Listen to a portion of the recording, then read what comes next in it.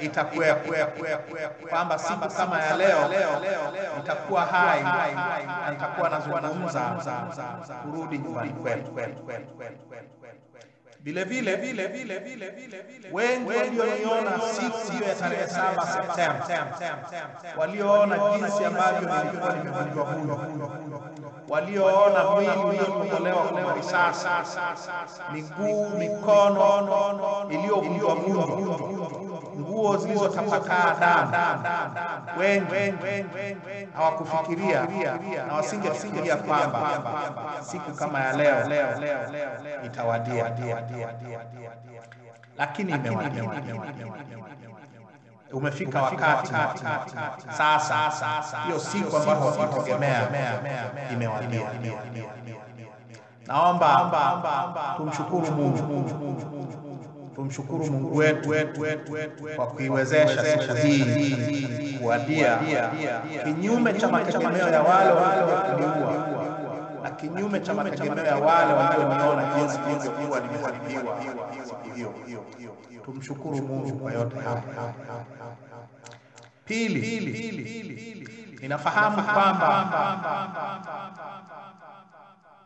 kwa mamilioni mlilia, mliomba Mungu, mlijitolea kwa fedha, mlijitolea kwa kile mlichokuwa nacho kuhakikisha kwamba ninapata matibabu, kuhakikisha kwamba wale waliotarajia kuniua hawafanikiwi katika azma hiyo. Kwa hiyo naomba mniruhusu niwashukuruni wote kabisa kwa mamilioni yenu nao wafahamu na nisiowafahamu, kwa kulia, kwa kuomba na kwa kujitolea kwa kila namna kuhakikisha kwamba ninatibiwa na ninapona.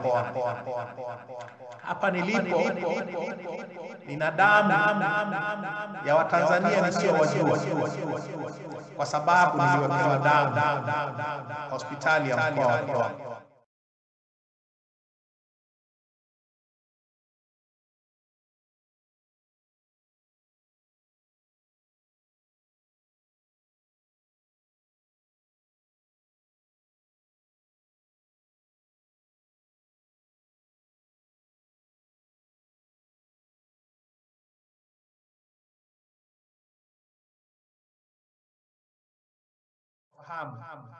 Kwa sababu katika operesheni 7 nilizofanywa hapo Belgiji niliwekewa damu nyingi ya Wabelgiji nisio wafahamu.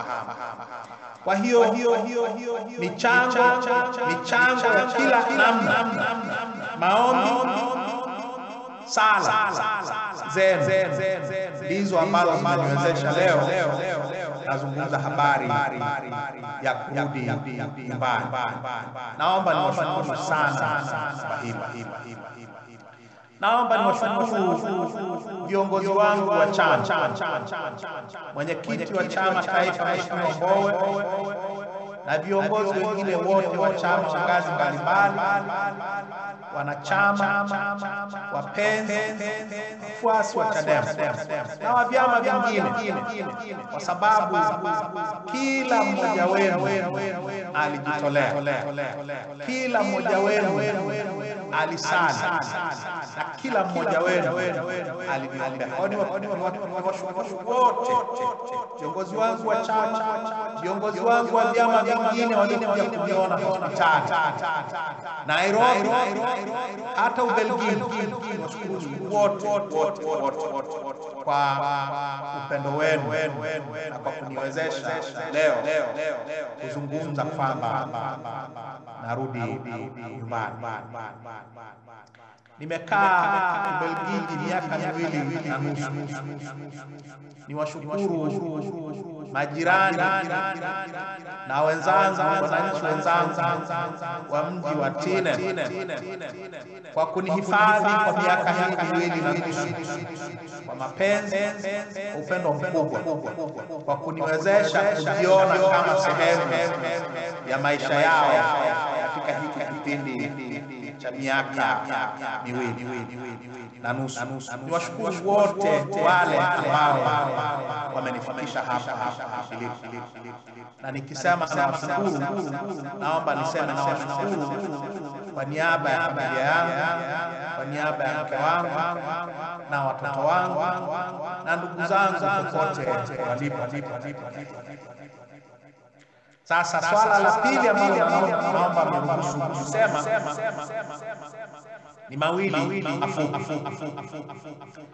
La kwanza linahusu usalama wangu. Wale waliokuja kuniua hiyo siku ya tarehe 7 Septemba miaka 3 iliyopita, na waliowatuma au waliowalipa au waliowaelekeza, bado wanaitwa watu wasiojulikana. Maana yake ni kwamba hao watu bado wapo, na kwa sababu bado wapo na hawajasema kama lengo lao la kuua wameliacha, bado kuna hatari juu ya maisha yao. Kwa ninarudi nchini kwangu katika mazingira ambayo hatari dhidi yangu haijaondoka bado, lakini narudi ni nyumbani kwetu, inabidi nirudi. Katika hii miezi 6 iliyopita, uongozi wangu wa chama, mwenyekiti wa chama taifa Mheshimiwa Mbowe ameandika barua 2 kwa vyombo vya ulinzi na usalama vya nchi yetu ili kuomba nipatiwe ulinzi nitakaporudi nyumbani. Hadi sasa tunasubiri majibu ya wakuu wa vyombo vyetu vya ulinzi na usalama ambao ndio wana jukumu la kuhakikisha niko salama nitakaporudi nyumbani. Hata kutujibu barua tu kusema kwamba tumepokea barua yenu tunafikiria, hawajafanya hivyo. Naomba niseme hili on the record kama wanavyosema Waingereza. Niseme kwa ajili ya mimi sina na siwezi kuwa na jeshi binafsi la kunilinda mimi. Sina na siwezi kuwa na rafiki au taasisi au nchi itakayotoa jeshi la kunilinda mimi nitakaporudi nyumbani. Wajibu wa kunilinda mimi kwa mujibu wa katiba na sheria za Tanzania ni wajibu wa jeshi la polisi la Tanzania, sio jeshi la polisi la Uganda au la Kenya au la nchi nyingine. Ni wajibu wa jeshi la polisi la Tanzania. Ninarudi, nafahamu, ninarudi nikiwa mojawapo wa wanaoomba kuteuliwa na chama changu kugombea urais wa Jamhuri ya Muungano wa Tanzania. Kwa mujibu wa sheria zetu za uchaguzi, jeshi la polisi lina wajibu kisheria wa kuwapatia ulinzi wale ambao wamejitokeza kuomba kuteuliwa kuwa wagombea wa urais wa Jamhuri ya Muungano wa Tanzania. Kwa narudi nyumbani, ninatazamia, na kipindi nilisema ninafuatafuata polisi waingilie kati, wakapuuza na matokeo yake nikachambuliwa.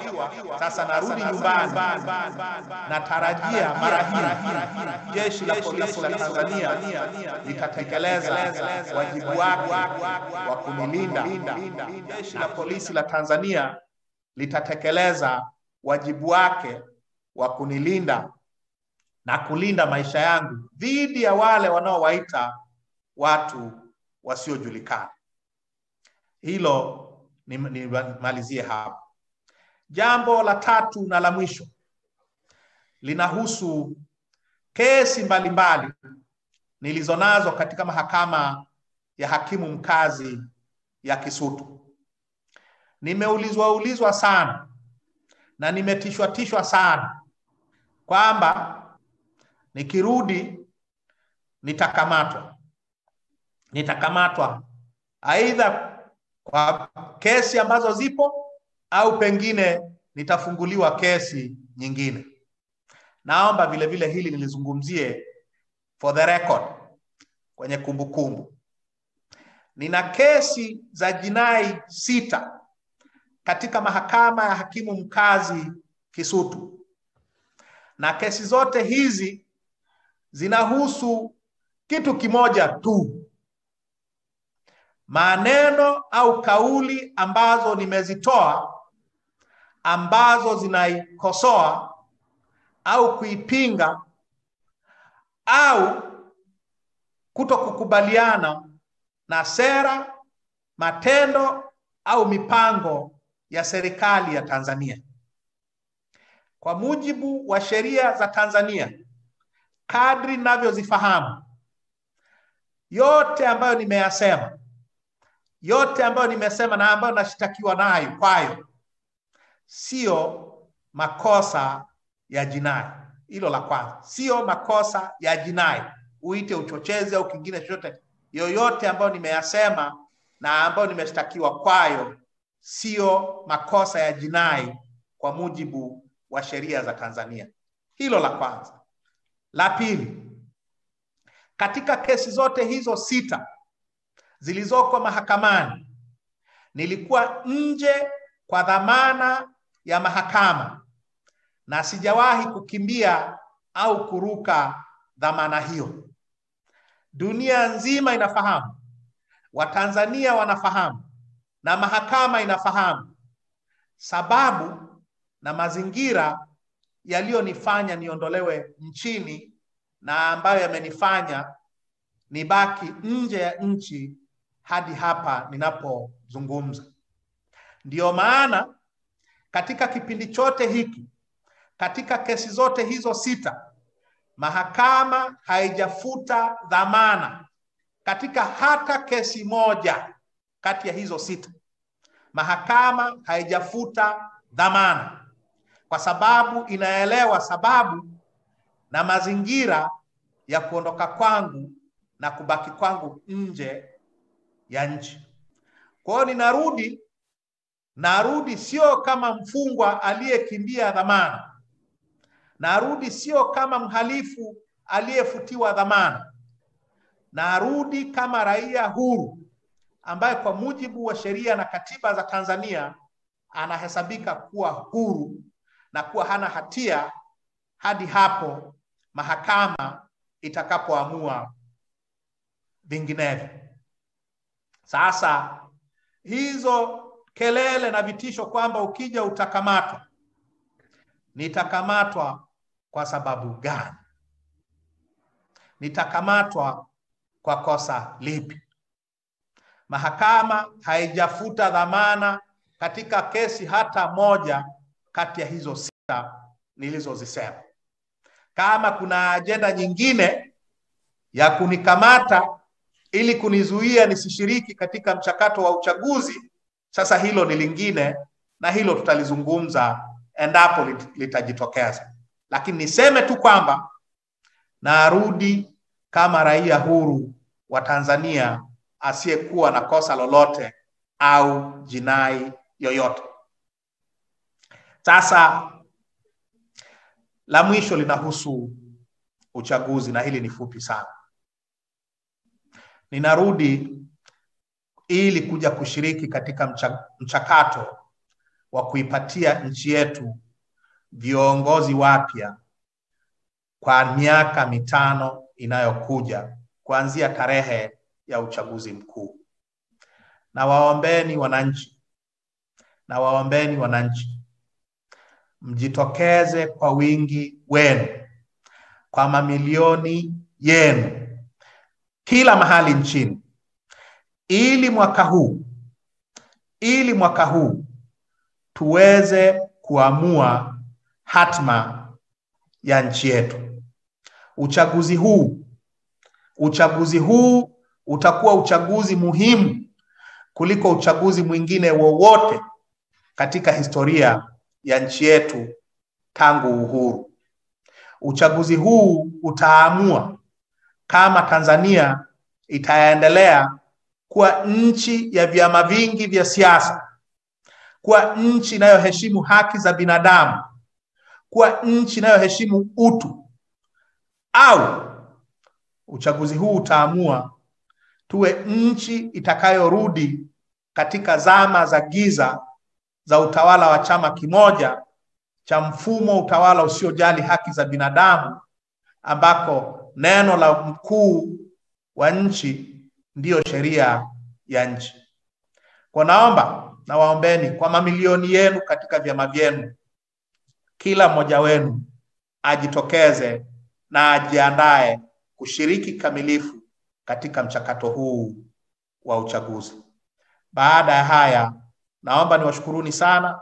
Naomba tukutane siku ya Jumatatu ijayo mchana, tutakapokuwa narejea nyumbani kwetu kuja kukutana na nyie na kuja kuendelea kusukuma gurudumu la maendeleo ya nchi yetu mbele. Nawashukuruni na Mungu awabariki. Asanteni sana.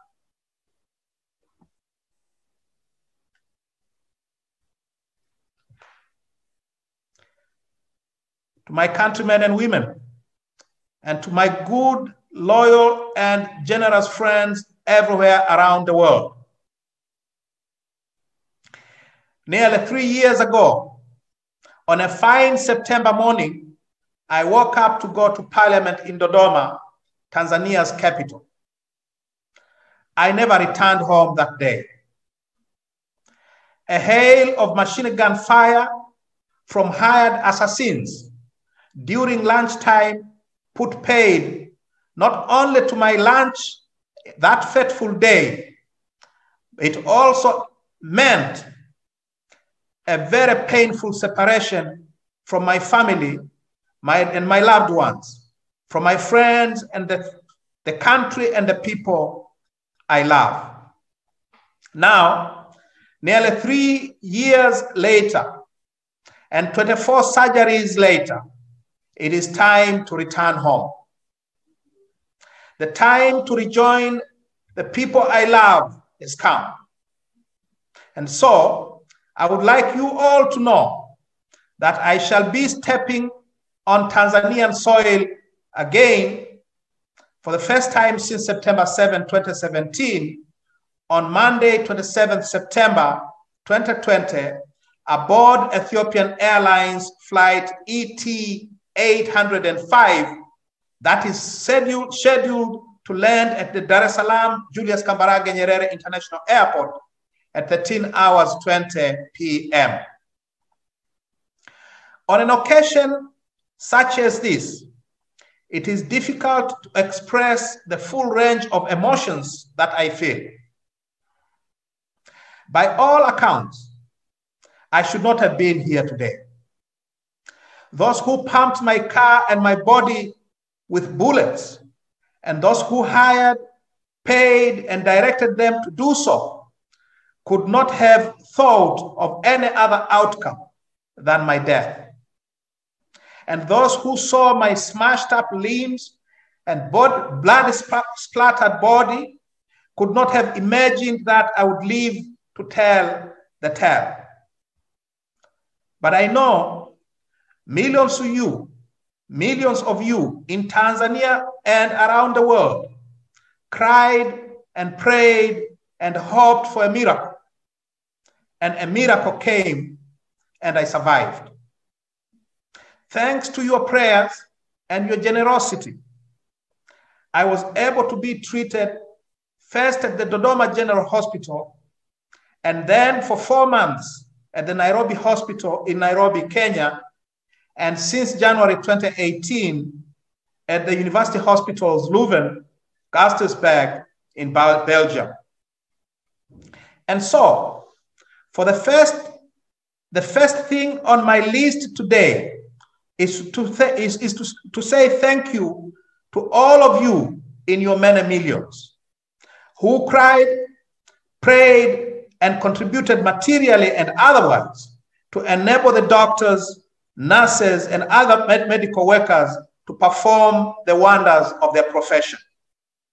Quite literally, I owe my life to the many nameless Tanzanians, Kenyans, and Belgians whose blood courses through my veins.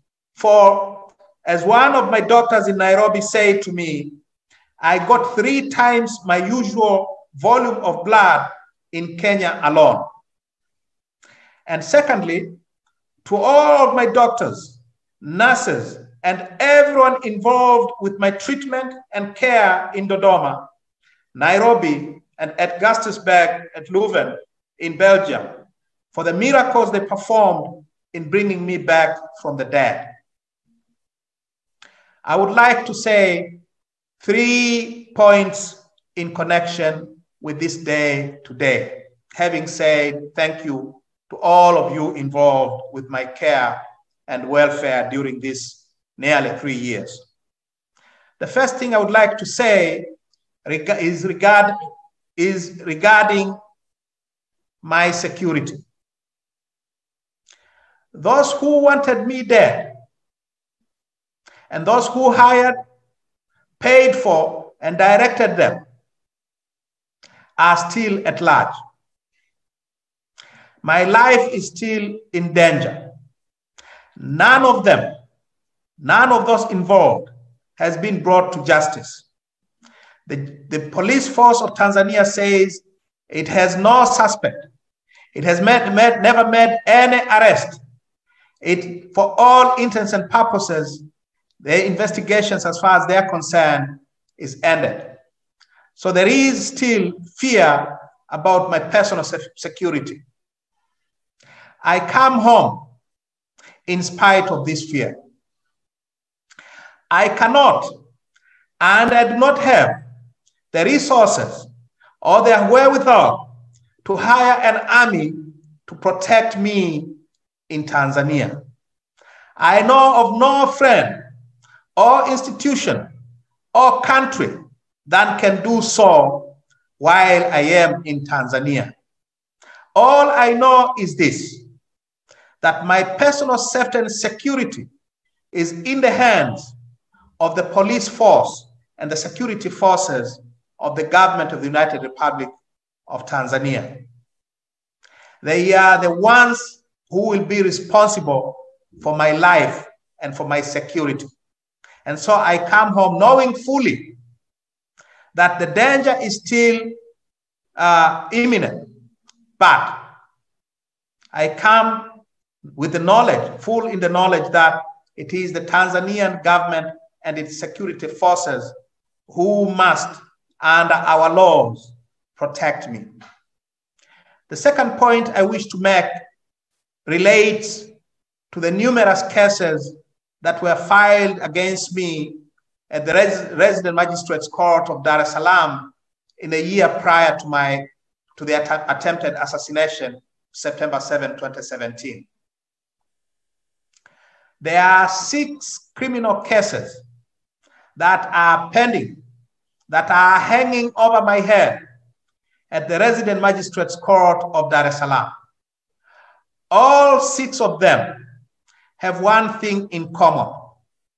They relate to statements I made or published criticizing the conduct of the government of Tanzania, opposing its policies or programs, or wanting to remove the government from power through constitutional means.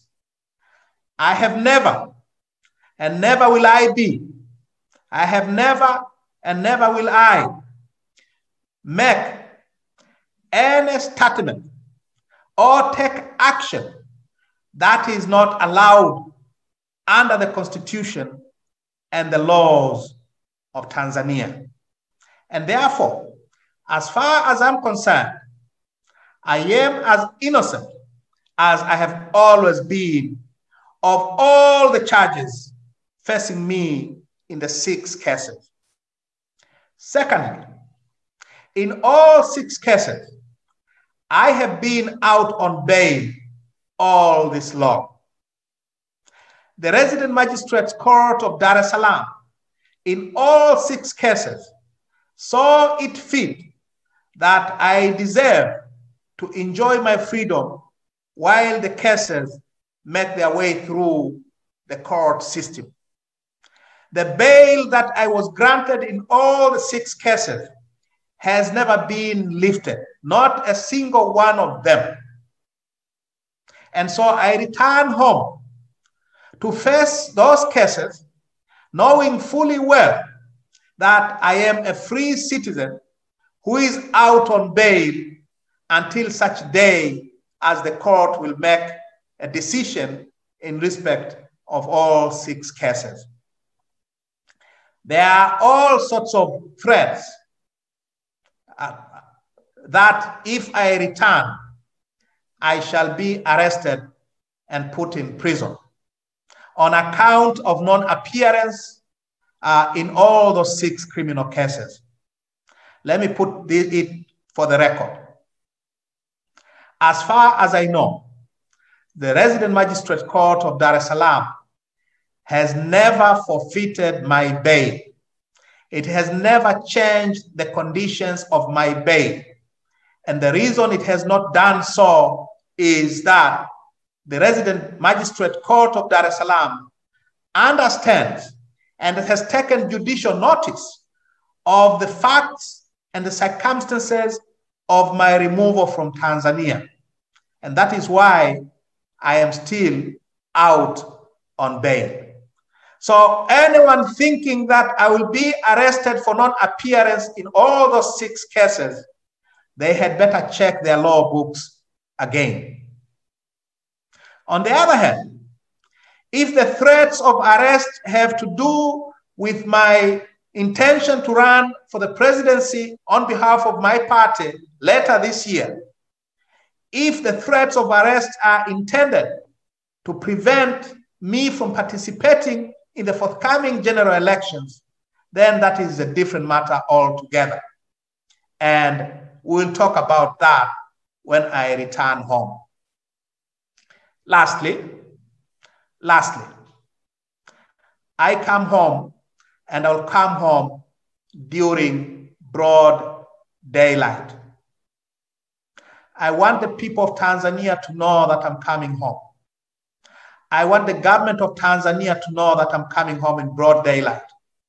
And I want the security forces of the government of Tanzania to know that I'm coming as a free citizen in broad daylight. And I'm coming in broad daylight in front of the eyes of the world.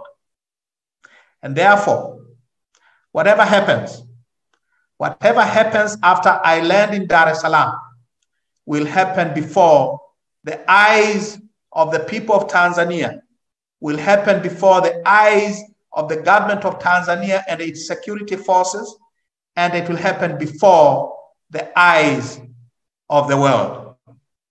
I'm hoping for the best.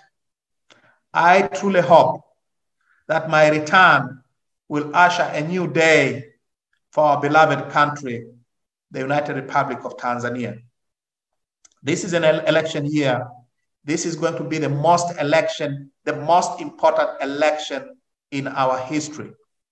I ask you all, citizens of Tanzania, and our friends and the friends of Tanzania from around the world, to help us negotiate our way through this election year, to ensure that we have free, fair, and credible elections. Nothing, absolutely nothing but free, fair, and credible elections for Tanzania. Thank you so much, and God bless you.